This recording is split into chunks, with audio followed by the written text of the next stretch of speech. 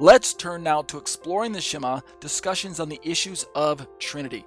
And again, reminding you that we are in paper 2. Let me just scroll down and show you.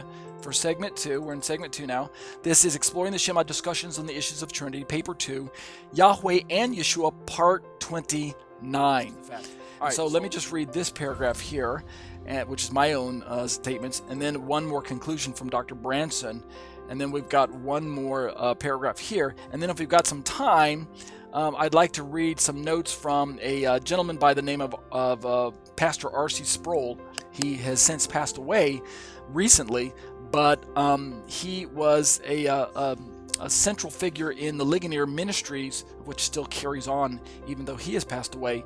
And he wrote an article online that's available for anyone to read called Strong Monarchy, and it's a very informative read, and I might close out with that tonight if we have enough time. We'll see what my time allows. But let's first read through my own notes.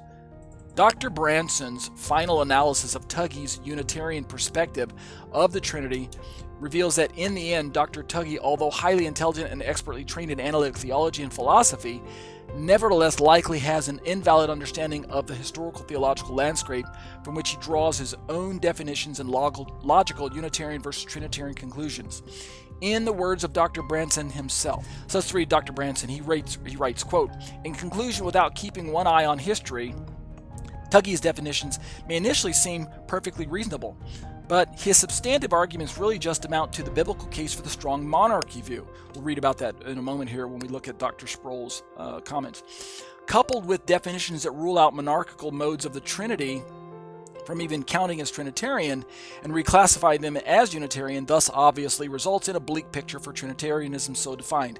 So Branson concludes, but when we take a closer look at the actual history of the doctrine of the Trinity, the neglected doctrine of the monarchy comes back into focus. Again, when we talk about monarchy, we're talking about one God who is the sole source, the arche, who himself does not depend on anything else, and yet at the same time, this same God who is the source, the arche in the Greek, is also the God of Yeshua.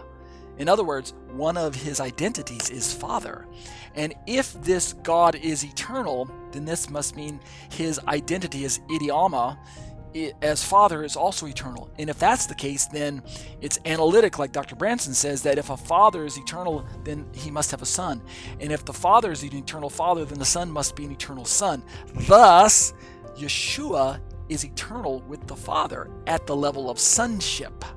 He is not a created being like Dr. Tuggy or like the Arian views supported, that he's an exalted creature known as Jesus or something to that effect.